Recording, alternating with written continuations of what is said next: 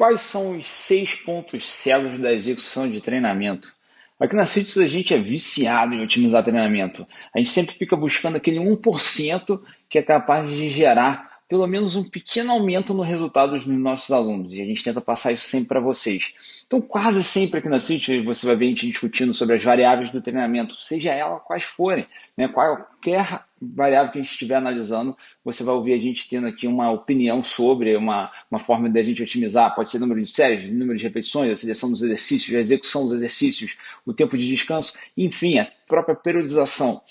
Só que, além disso, né, existe uma outra parte da prescrição de treinamento que muitas das vezes passa desapercebida, por incrível que pareça, porque é algo básico, né? E hoje eu quero falar justamente sobre isso, que é o quê? Quando o seu aluno vai executar o treinamento, seja ele supervisionado com o seu auxílio, ou até mesmo sozinho, quando você faz umas consultorias online de treinamento, como é o caso que eu mais trabalho hoje, né, fazendo prescrição de treinamento online para os meus alunos, a gente percebe que existe ali, né, uma forma de, na execução do treinamento, você conseguir otimizar os resultados. O que significa isso, Renato? É basicamente assim, eu dou um treino para o seu aluno fazer, e ele vai fazer esse treino.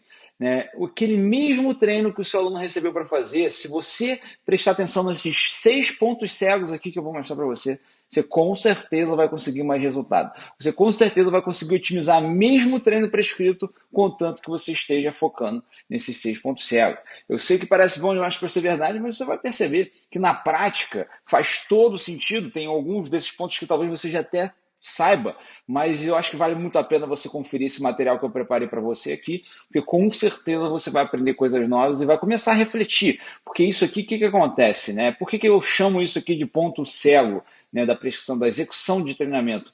Porque eu vejo que é comum do personal trainer entrar num piloto automático, duas coisas que acontecem, tá? Entrar num piloto automático de estar atendendo os alunos ali e esquecer de prestar atenção nesses pontos aqui, tá? Que às vezes ele já até sabia antes, mas ele esqueceu de prestar atenção nos pontos porque ele já está ali na pressão de treino, no automático e tudo mais. Né? E segundo ponto é que às vezes você dá por entender, você já tem experiência com treinamento, às vezes você já está focado, você já entende isso daqui na sua execução de treinamento, só que o seu aluno ainda não. Então, às vezes, na sua mente faz todo sentido, mas o aluno ainda não sabe disso. E aí cabe a você interpretar isso para ele. Tá? Então, sem mais delongas, vamos falar desses 6 pontos cegos da execução de treinamento, que eu acho que vai com certeza melhorar a qualidade dos seus treinamentos. Né? Antes de mais nada, deixa eu me apresentar aqui. Eu sou o professor Renato Bianchini, aqui da CITES Consultoria, para mais uma aula aqui para vocês. Né? Lembrando, né, que você vai ver aqui um material excelente, de aplicabilidade 100% prática para a sua prescrição de treinamentos. E que se você quiser saber mais sobre conteúdos de cursos que a gente produz nessa área, né, confere lá citesplay.com.br. A gente tem uma plataforma de cursos com vários temas que vão abordar a prescrição de treinamento físico e a otimização. Além disso, alguns cursos sobre carreira de personal trainer também, ensinando marketing, vendas, gerenciamento financeiro, né, como lidar com o aluno, como prescrever o treino, entregar o treino para o aluno e tudo isso que você aprende lá na nossa plataforma. Se você quiser saber mais, entra lá citesplay.com.br. Em breve, inclusive, nesse mês de agosto, teremos aí uma promoção única na história da CITESplay. Então, não perde essa chance aí de ficar sabendo, beleza? Então, vamos lá. Os 6 pontos cegos da execução do treinamento. O que eu separei para vocês aqui hoje que vale a pena a gente destacar, né? Eu separei 6 pontos que eu considero assim. Se você conseguir em toda a execução de todos os exercícios, de todos os treinos, prestar atenção nesses 6 pontos, é garantido que o seu aluno vai ter um pouco mais de resultado. Às vezes, um desses pontos aqui pode estar drenando os resultados do seu aluno. Então, vamos supor aqui, vamos criar um exemplo hipotético. Né? O seu aluno está executando o treinamento que você prescreveu e ele vai ter uma hipertrofia de 20% da massa muscular dele executando esse treinamento. Só que na execução desse treinamento, às vezes, ele não prestou atenção nos 6 pontos aqui que eu estou relatando para você. Porque às vezes você esqueceu de explicar para ele ou você ainda não conhecia esses 6 pontos aqui. É capaz do seu aluno poder ter tido um resultado de 25%, 30% ou até mesmo 40% de hipertrofia, ou seja, quase o dobro de resultado, prestando atenção nisso aqui. Eu não estou exagerando porque eu acho que isso aqui são fundamentos, né? E você vai perceber, né, em alguns deles que faz todo sentido.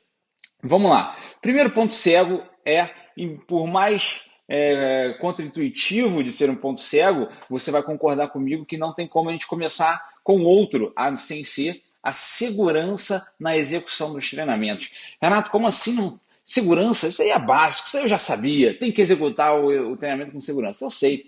Mas não tem como a gente falar de execução de treinamento hoje sem falar de segurança, né? Eu tenho certeza que você, por exemplo, já conhece aí profissionais na academia que você trabalha, que às vezes fazem mais maluquices com os próprios alunos, colocam o aluno em risco por fazer exercícios inventados, ou exercícios que ele vê na internet, né? Ele modifica a biomecânica do exercício achando que aquilo vai fazer sentido, usa uma máquina como, por exemplo, o leg press de lado, achando que isso vai otimizar o resultado de alguma forma, né? Então, assim, são uma série de acontecimentos ao longo da minha carreira que eu presenciei que me gera essa obrigação de começar a falar de segurança aqui com vocês, né? De falar que a gente tem que preservar. A segurança é o ponto essencial da prescrição de treinamento. Ah, Renato, então você está falando aqui que a gente tem que fazer só treininho leve, treininho tranquilo. Não tem nada a ver com isso, porque se você me conhece, você sabe que eu sou até um cara que difunde a ideia da gente treinar próximo da falha muscular, num alto nível de esforço e sempre exceder ali um pouco do seu limite anterior para que você consiga uma adaptação positiva. Mas, ao mesmo tempo, né, eu nunca lesionei um aluno meu e pretendo nunca lesionar. Então, eu faço questão de destacar essa segurança porque eu acho que assim, a lesão através de um treinamento, porque lesões podem ocorrer por diversos motivos, o seu aluno pode tropeçar na rua e ter uma lesão, mas a lesão causada pelo treinamento é algo que nenhum personal trainer poderia ocasionar, né? E a gente vê isso acontecendo. Então, por isso que a segurança tem que ser destacada. E, além disso, né, quando a gente vai desmembrando esse conceito da segurança no treinamento, a gente vai falando também da boa execução, né? A execução correta dos movimentos, aquela execução que não vai gerar riscos para os seus alunos aumentados. Então, vamos supor, você ter boa biomecânica em movimentos complexos como agachamento, levantamento terra, supino, própria barra livre, remada curvada, são exercícios chaves de um programa de treinamento de musculação e que exige uma execução segura. Tá? E se você não consegue, você não entende, você não sabe como manipular a biomecânica para ela trazer o máximo de segurança, né, você tem que se aprofundar nessa área, porque aqui não dá para te ensinar de todos os exercícios. Inclusive lá na Citius Play, tem 2 cursos completos falando só sobre isso, só sobre cinesiologia e biomecânica dos exercícios da musculação, né, que é a série Execução Perfeita lá da citiusplay.com.br. Pode entrar lá, se você precisa dominar essa área para saber exatamente o posicionamento do corpo, dos membros, da musculatura, tudo o que você precisa saber para garantir essa segurança, está lá naquele curso, mas aqui eu estou destacando isso.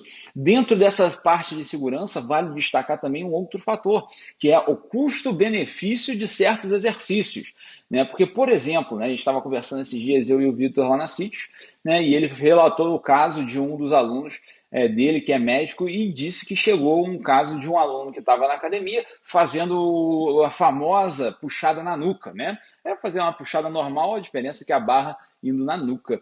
E acabou que o cabo arrebentou e a pessoa fez o efeito, né, aquele efeito de você estar fazendo a puxada na nuca e aí a hora que arrebenta o cabo, toda aquela barra vai direto na nuca do aluno, né? E isso ocasionou uma lesão, foi parar no hospital e tudo mais.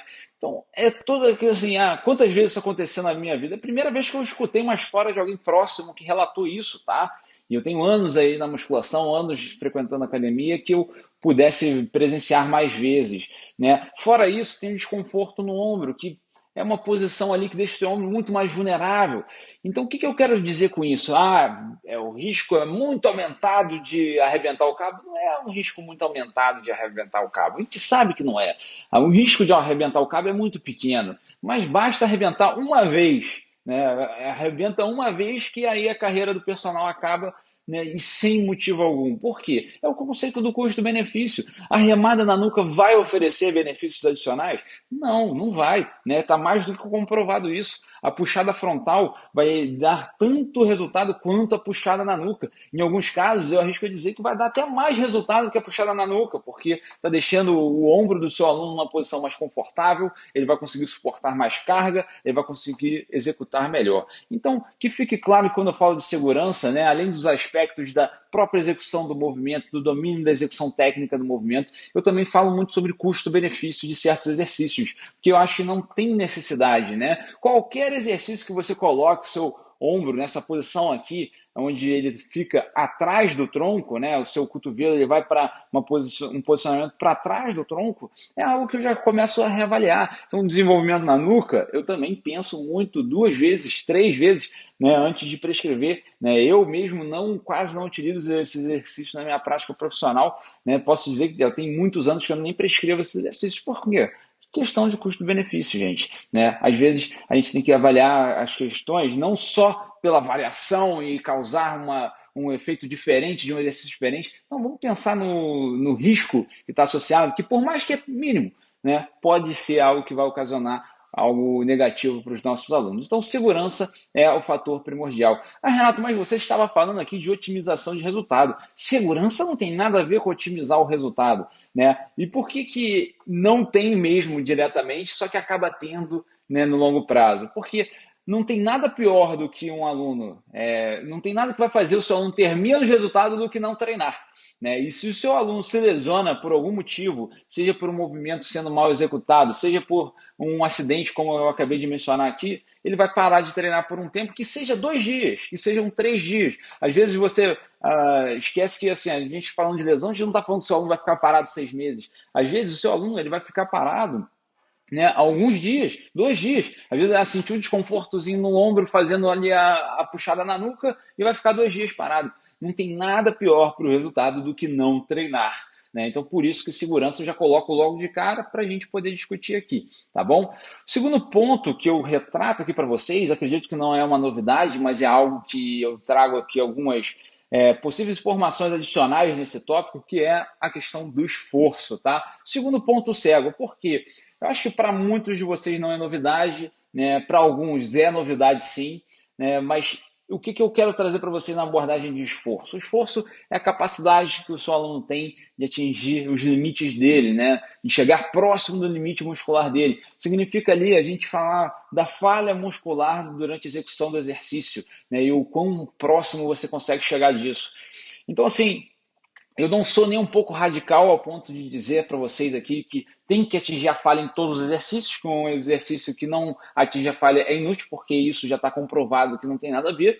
Você pode sim ter excelentes resultados bem próximo da falha muscular e que já entra até o questionamento. Então, só para você ter uma ideia se você está atualizado ou não no tópico esforço do treinamento físico, as pesquisas atuais elas não estão mais discutindo se atingir a falha é melhor do que não atingir a falha, tá? Porque já se mostrou que você consegue resultados similares, né? Ou até mesmo maiores não atingindo a falha. A questão agora é discutir se vale a pena atingir a falha sempre, já que os resultados são similares. Por quê? Porque se você atingir a falha sempre, primeiro, o desgaste é muito maior, a necessidade de recuperação entre as sessões de treino vai ser maior, mais dor muscular tardia, mais fadigado o músculo vai ficar, né? Ao mesmo tempo que se você faz um treino que vai num esforço alto, quando eu falo que é próximo da falha muscular, é um esforço alto, cara, é algo que está ali bem próximo, né, de você atingir o limite. Só não atinge o limite total, a falha total a ponto de ter que largar a barra. Será que nesse limite aí não vai ser ótimo no longo prazo? Né? Aí você fala assim, Renato, mas é muito difícil a gente estabelecer com os nossos alunos esse limite. E é verdade, eu acho que essa é uma das maiores dificuldades que o personal trainer tem, porém, algo que vale muito a pena você explorar, principalmente com seus alunos de personal trainer. Por quê? Para pensar aqui comigo, a gente tem uma pesquisa científica que mostrou, né, que alunos de musculação com pelo menos 6 meses de experiência em musculação que foram avaliados no supino reto, eles foram orientados a colocar a carga que eles conseguiriam fazer 10 repetições máximas. Nenhuma mais, nenhuma menos, que eles conseguiriam fazer no máximo 10 repetições sem conseguir fazer 11. Tá? E eles estipularam a carga, então assim, a gente está falando de pessoas com no mínimo 6 meses de experiência na musculação, ou seja, a gente encara essas pessoas como já fez supino reto pelo menos durante 6 meses, então já tem uma ideia boa. Algumas dessas pessoas que participaram do estudo tinham 3 anos de experiência, 6 meses ali era o mínimo para participar do estudo, e aí eles perceberam nesse estudo aqui que 95% das pessoas estipulavam errado a carga do supino reto, inclusive, né, elas estipulavam sempre para baixo, então elas colocavam uma carga na barra para fazer 10 repetições máximas e conseguiam fazer 11, 12, 13, teve casos de pessoas que conseguiam fazer 15, 16 e até 20 repetições com a carga que estava usando para fazer 10 repetições máximas. Então esse nível de esforço aí, a gente sabe que não está nem próximo da falha muscular, e aí os resultados com certeza vão ser muito inferiores. Não digo nem que vai ser nulo, tá? Você vai ter até algumas adaptações acontecendo no tecido muscular, mas elas nunca vão ser nem próximas de adaptações máximas e nem próximas das adaptações, né, otimizadas do treinamento. E aí, o que eu faço o convite aqui para vocês na hora da execução de treinamento? Explorar o seu aluno, ver se ele realmente está chegando próximo da falha muscular, entender qual que é a carga que ele chega na falha muscular. Ah, mas eu estou fazendo um aluno de consultoria, então explica esse conceito para ele. Porque eu falo assim, no dia a dia, se eu fosse um instrutor de academia, né, se eu estivesse ali orientando vários alunos ao mesmo tempo e não tivesse tempo para ver cada caso individualmente, eu às vezes ia preferir falar para eles atingirem a falha muscular, porque eu sabia que às vezes eles nem iam atingir a falha, eles iam parar antes porque o desconforto é muito grande. Porém, se eu falo para eles atingirem a falha, significa que eles já vão estar treinando num esforço maior, que é o que a gente precisa aqui.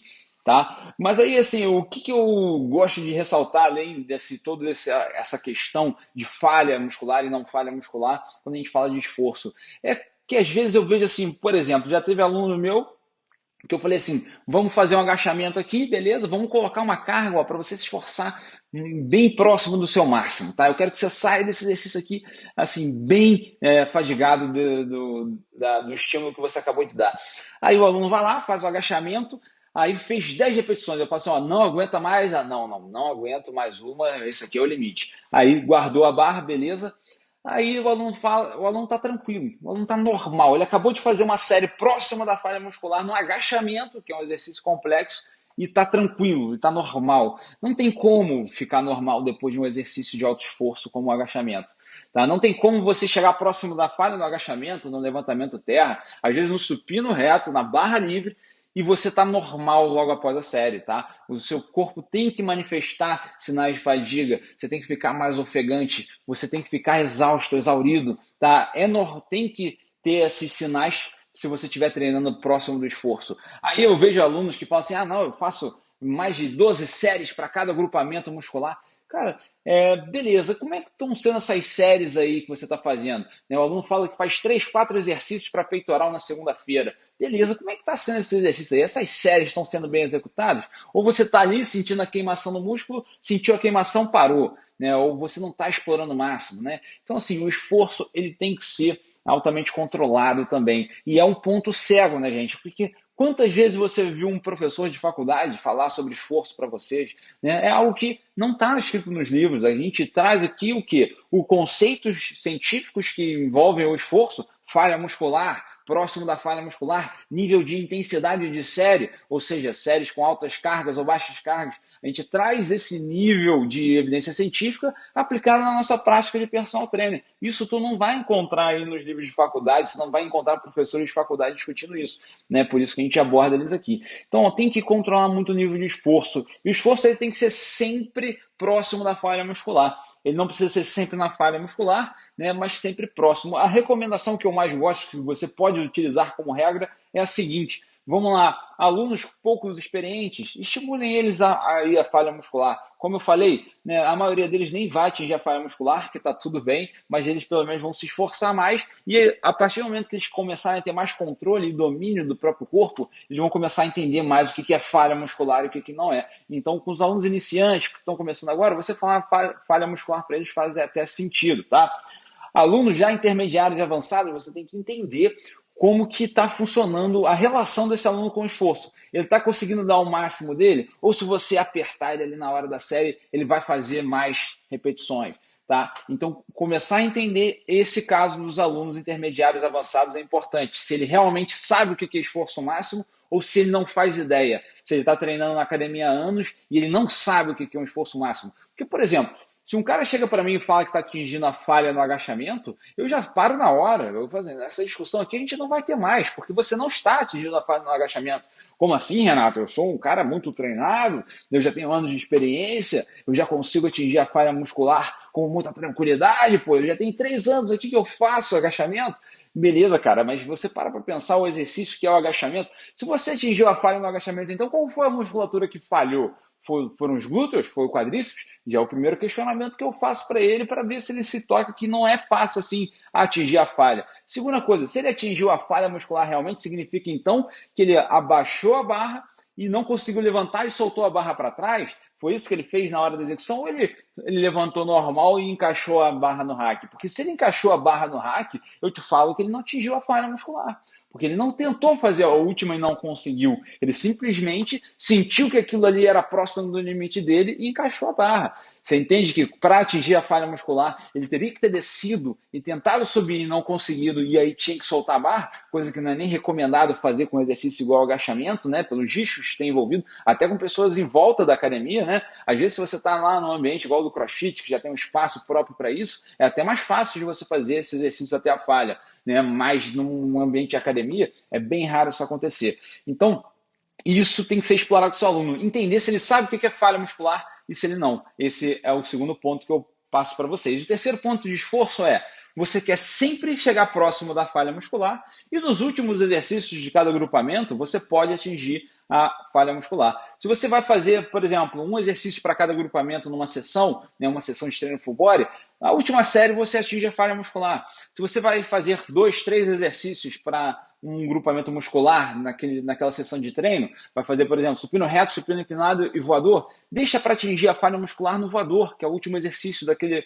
treinamento, né? E é um exercício monoarticular, você não vai precisar ter o equilíbrio de todas as musculaturas juntos ali. Então, essa é a recomendação que eu dou. Recapitulando a recomendação de esforço, né? Iniciante, fala para ele atingir a falha muscular, já sabendo que ele não vai saber o que é isso, não vai conseguir atingir, mas pelo menos ele vai estar bem próximo da falha muscular dele. Tá? Segundo ponto, avaliar nos alunos intermediários e avançados a capacidade dele de atingir a falha, se ele sabe o que é isso mesmo, se ele sabe qual que é o esforço de atingir a falha ou não. E terceiro ponto, atingir próximo da falha muscular em quase todas as séries e atingir a falha na última série de cada treinamento. Tá? Se você faz mais de um exercício para aquele equipamento, no último exercício você atinge a falha. Tá? Terceiro ponto cego que eu queria trazer para vocês aqui é a sobrecarga, né? Muito relacionado com o esforço, que é essa questão de você, o ímpeto. O esforço é o ímpeto do que você coloca na série, né? A sua capacidade ali de se esforçar naquela série, de executar o trabalho na série. A sobrecarga, a gente está falando aqui agora de controle de cargas. E, gente, isso aqui é conceito básico, isso aqui você já viu, né? Mas aqui eu estou te convidando a ver na tua prática profissional. Você está tomando conta da sobrecarga dos seus alunos, você controla exatamente quantas séries o seu aluno consegue fazer, com quantas repetições, com quanto de carga em cada exercício. Ah, Renato, então eu tenho que andar do lado do meu aluno com um caderninho do lado. Depende, cara, depende. Eu vou te explicar por que depende. Tem aluno meu que eu treino, tá? Que eu não faço esse controle absoluto de cargas e repetições. Por quê? É um aluno que com certeza está treinando bem abaixo do limite. Vamos supor os casos mais comuns. Aluno intermediário e avançado que treina poucas vezes na semana. Por exemplo, tem uma aluna que é em nível intermediário, treina 2, no máximo 3 vezes na semana, né, musculação. Então, aquela sessão, eu vou tentar explorar o máximo do corpo dela, sabendo que às vezes no tempo de sessão eu nem vou ter todo o tempo disponível para conseguir explorar o máximo. Então, nessa aluna, eu nem preciso ter tanta minúcia assim no controle de carga, porque eu sei que eu não vou fadigar excessivamente ela, porque depois ela vai ter 2 dias de recuperação, tranquilamente. E segundo, que ali eu tenho que fazer o máximo possível, né, naquela sessão. Então eu não preciso nem controlar, não preciso nem dosar, porque eu sei que o máximo possível não vai ser nem extrapolado, igual eu falei, para a recuperação, e não tem um limite mínimo que eu preciso atingir, porque o tempo da sessão já vai ser o limite que vai me impedir de atingir o máximo daquele aluno, né? Então, basicamente, né, existem casos que realmente você não precisa dessa conta minuciosa de número de séries e repetições. Agora, está treinando um aluno intermediário, o aluno que está em busca daquele 1%, que vai fazer diferença, que vai dar um resultado a mais para ele no final. Né? Esse aluno você tem sim que controlar cada número de séries, cada número de repetições, cada carga de cada exercício. Tá? Por que eu estou falando isso? Porque é muito comum, olha só, primeira coisa que é muito comum, né? A desculpinha, né? Eu adoro essa frase. Fala assim, o pessoal fala assim, o músculo não sabe contar, então você tem que fazer a série até a falha muscular e é isso que importa. Só que o que acontece na maioria dos casos? Eu até acho um fundamento legal, né? Um fundamento que ajuda o aluno a se esforçar mais, que é o ponto que a gente acabou de ressaltar, Mas, em contrapartida, tem um outro fator aí, que é esse aluno que está ali atingindo próximo da falha muscular, né, e às vezes está se esforçando, ele hoje fez essa série aí. Vamos supor que a gente está falando do exercício de supino reto. Colocou 30 quilos de cada lado e fez 10 repetições máximas. Beleza. Hoje aquilo para ele foi assim, o músculo não sabe contar, mas eu fiz 10, tá? Às vezes no outro dia, né, por algum motivo que seja, às vezes dormiu mal e foi treinar com menos energia, às vezes o seu aluno está num dia estressante e está menos capacitado para performar, aí ele vai lá e simplesmente coloca, faz 7 repetições, porque o músculo não sabe contar, então ele nem conta, ele vai até atingir a falha. É muito comum isso acontecer. Ele achar que ele já falhou muito antes de atingir a real falha dele. Né? Por que isso acontece? Né? O ser humano ele evita o sofrimento. E musculação, nesse nível, né, nesse nível intermediário avançado, ele é sofrimento. Não tem jeito, galera. Não tem aqui o que maquiar. Né? A musculatura ela tem que sofrer. Você tem que explorar a tua musculatura. Então, se você se habituar a não controlar a carga e o número de repetições, a tendência é que ela reduza. E você não quer reduzir a carga e o número de repetições. Você quer sempre aumentar a carga e o número de repetições. Tá? Então, é sempre assim, uma regra que eu uso com os meus alunos é toda sessão de treino você tem que evoluir pelo menos uma repetição na sua série. Tá? Então, pelo menos uma repetição a mais naquela mesma carga você tem que fazer. Ah, Renato, essa semana eu consigo até botar mais carga. Beleza, melhor ainda. Mas pelo menos uma repetição a mais com aquela carga que você já fazia, você tem que fazer. Tá? Então, fica essa dica para vocês aí. A sobrecarga, ela sempre tem que ser progressiva e constante. Tá? Se você não controla a sobrecarga do seu aluno, é muito provável que ela fique o quê? Regressiva. Tá? O seu aluno, ele mesmo, é a resposta do corpo. Ele vai se sentir fadigado e isso vai fazer ele parar antes. Tá? E você não pode deixar isso acontecer. Tá? Então, fica essa dica aí para vocês. Dando sequência aqui, né, a gente vai falar agora do quarto ponto, a amplitude. E esse é um tópico que eu acho que você já até sabe, né? Eu acho que não é novidade aqui para o profissional de educação física que a amplitude é importantíssimo para você otimizar resultados, que é importantíssimo para qualquer execução de exercício. Né? Mas tem que ser relatado aqui de qualquer forma que a amplitude ela tem que ser um fator, né, que você vai avaliar no seu aluno. Na hora dele executar a série dele ali, ele está fazendo na amplitude máxima que ele é capaz? Né? E assim, quando eu falo de amplitude máxima, não é a amplitude máxima da articulação não, tá, galera? Porque tem amplitude máxima da articulação que vai colocar o corpo numa posição vulnerável, e não é isso que você quer. Eu estou falando uma amplitude máxima segura do exercício. Tá? A gente vê os melhores exemplos disso exercícios como agachamento. Será que seu aluno está conseguindo fazer na amplitude máxima? E se ele não está conseguindo agora, tá tudo bem. Você não precisa obrigar o aluno a fazer em amplitude máxima desde o primeiro dia. Afinal, você que já treinou vários alunos aí, você sabe que às vezes a gente recebe uns alunos cheio de restrição em quadril, tornozelo, joelho, e ele não vai conseguir fazer a melhor performance de agachamento no primeiro dia. E tá tudo bem. Por quê? Porque o agachamento é um exercício treinável. Né? A gente vai abordar a execução do agachamento e a mobilidade de quadril, de joelho, de tornozelo paralelamente a isso. Tá? Então você tem total tranquilidade de não exigir amplitude máxima desde o primeiro dia, mas é algo que você tem que focar no longo prazo. Trabalhar com mais amplitudes no longo prazo é muito melhor, principalmente porque você vai poder sobrecarregar menos. Então vamos supor, é muito melhor um aluno fazer um agachamento completo, com amplitude completa, que ele vai botar menos carga na barra, do que ele ter que botar muita carga na barra para fazer um agachamento curtinho. Né? E fora isso, o desenvolvimento muscular ele é muito maior quando você trabalha em altas amplitudes, beleza? Dando sequência aos nossos pontos cegos, vamos falar sobre a tensão durante a execução. Então, o que é a tensão? É basicamente a capacidade do músculo de se manter contraído ao longo do exercício. Né? E aqui a gente tem uma das formas mais clássicas de se controlar isso, que é o quê? É você pedir para o seu aluno reduzir a cadência do treinamento. Não tem dica melhor para tensão muscular do que modificar a cadência de treinamento. Tá? O que significa isso na prática, Renato? É você reduzir um pouco a velocidade de execução do seu aluno. Essa é a melhor forma de garantir que a musculatura está sendo tensionada toda a parte do treinamento. Tá? Então, basicamente, o que você vai fazer? Né? Você vai pedir para o seu aluno normal para executar com bastante calma e tranquilidade. Né? Hoje a gente já vê que assim, Por exemplo, pesquisa científica que compara, né, as velocidades de execução de 1 segundo na concêntrica, 1 segundo para a excêntrica, comparado com 2 segundos na concêntrica, 2 segundos na excêntrica, não dão diferença significativa nos ganhos de hipertrofia. Quando você equaliza a tensão exercida na musculatura, dá o mesmo resultado. Porém, o que acontece nas academias em muitos dos casos? Aquele 1 segundo que está sendo feito a execução de treinamento, ela não está nem sendo feita em 1 segundo, às vezes está sendo feita em meio segundo.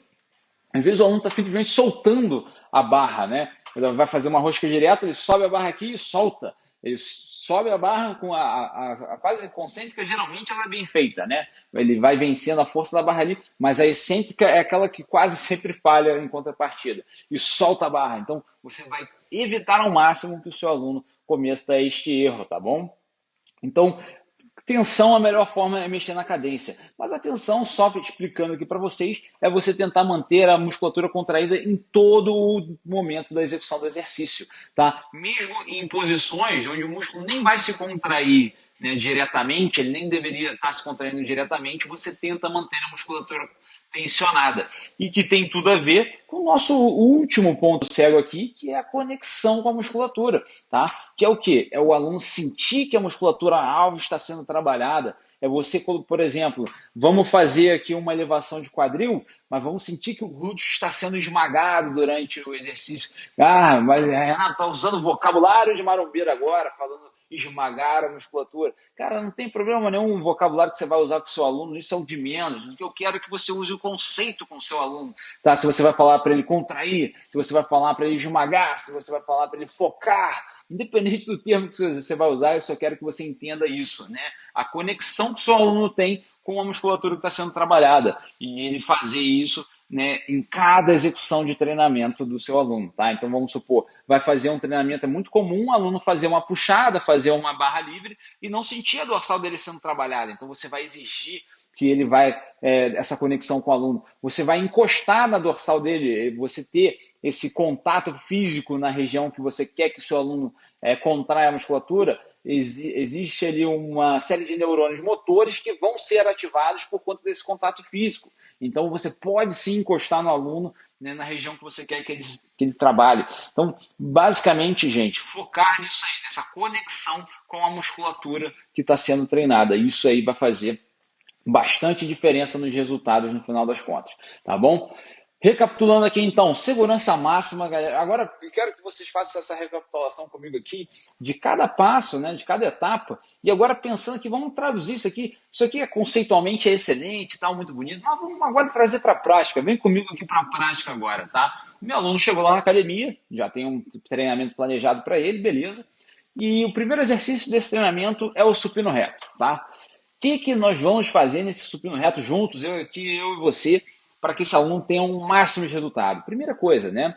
A gente vai garantir, né, que ele entenda o que é o esforço, lembra que a gente falou? Porque aqui a gente está numa ordem meio que de prioridade, mas elas não se encaixam na hora de execução, tá? Então preste atenção na ordem de execução aqui. Primeiro, se o teu aluno sabe qual que é o esforço que ele tem que chegar. Então você fala com ele assim, ó, você vai atingir próximo da falha muscular nessa série aqui. Então eu quero que você chegue bem próximo. Quando você achar que assim, ó, tem no máximo mais uma repetição aqui, a gente vai parar o exercício, tá? Segunda coisa, você já conhece as cargas do seu aluno, que é a questão da sobrecarga. Você sabe quanto de carga ele vai fazer e quantas repetições ele tem que fazer com aquela carga para ele estar no mínimo, a mesmo condicionamento que ele estava na última sessão. Então, assim, se o teu aluno fez, igual eu falei, supino reto, com 30 quilos, 10 repetições máximas, é isso que eu espero para a próxima sessão. Eu já não admito mais ele fazer 30 quilos, 9 repetições, 8 repetições. Tá? Se ele está fazendo isso, são sinais que você precisa modificar alguma coisa. Primeiramente, será que se o seu aluno está fazendo 8 repetições na próxima série, na próxima sessão de treinamento, pode ser que acumulou tanta fadiga daquela última sessão que ele ainda não está 100% recuperado. Esse é o ponto 1.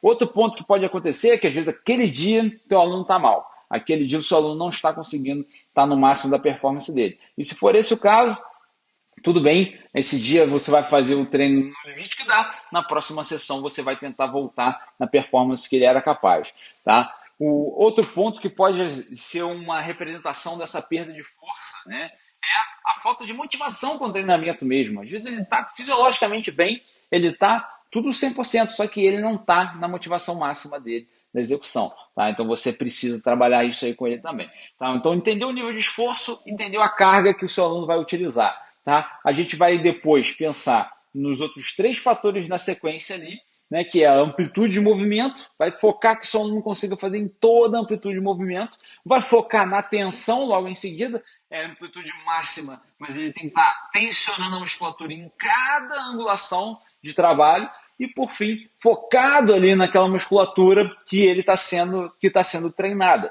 Tá? Então tem que estar sendo 100% focado na musculatura que você quer desenvolver.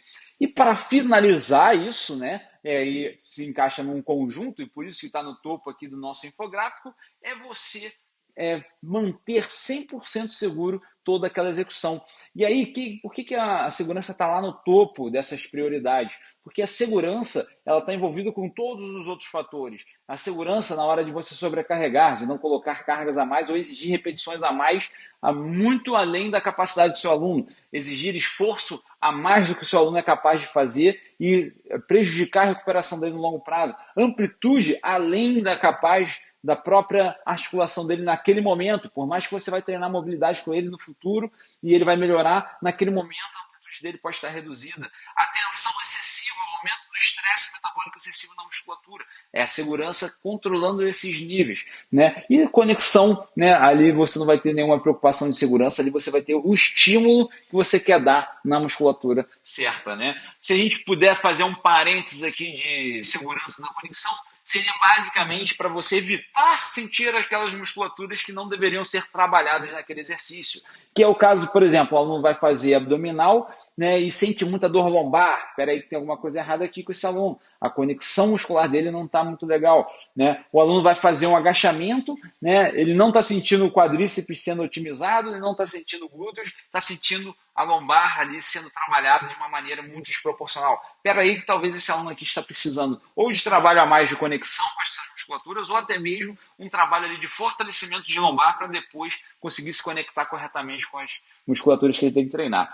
Então, fica essa dica aqui para vocês, tá? Então, galera, aqui eu abri vários horizontes para vocês e dei uma série de recomendações que vocês podem aplicar hoje mesmo. Sabe o que eu acho que é sensacional desse conteúdo que vocês acabaram de aprender? Você pega tudo isso aqui, você não precisa mudar nada nos treinos que você prescreveu ontem ou hoje. Você consegue otimizar resultados só olhando isso aqui e aplicando na prática, tá? Então, assim, isso é muito aplicável para vocês. Então, eu acho que isso aqui, esse conteúdo, esse material que vocês acabaram de aprender, né, tem muita repercussão de resultado para vocês, beleza? Então, vale a pena vocês focarem nisso aí.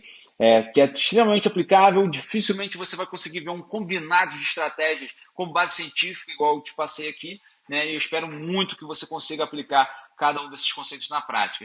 Mas, além disso, né, você deve estar com algumas dúvidas que surgem. Por exemplo, a gente falou de tensão muscular, a gente falou ali de amplitude, mas qual que é a amplitude ideal para cada exercício? Qual que é o nível de execução e a conexão com a musculatura? Como é que a gente vai fazer isso tudo aí, Renato? Como é que a gente consegue fazer essas estruturas? Eu quero explorar mais, eu quero aprender mais com você, cara. Eu quero ir além. O que eu posso fazer? Né? Então eu te recomendo fortemente entrar no citiusplay.com.br. Lá você vai aprender tudo que você precisa para otimizar cada variável da precisão de treino de musculação. Então, se você quiser ir a fundo nessa ciência e aplicar isso de maneira bem prática, recomendo fortemente conhecer citiusplay.com.br. Beleza? Galera, era isso que eu tinha para passar para vocês hoje. Deixa aqui nos comentários se vocês gostaram dessa aula aqui, se vocês querem mais aulas como essas de ciência aplicada na prática, que vai ser um prazer enorme trazer para vocês, tá bom? Grande abraço e até a próxima aula.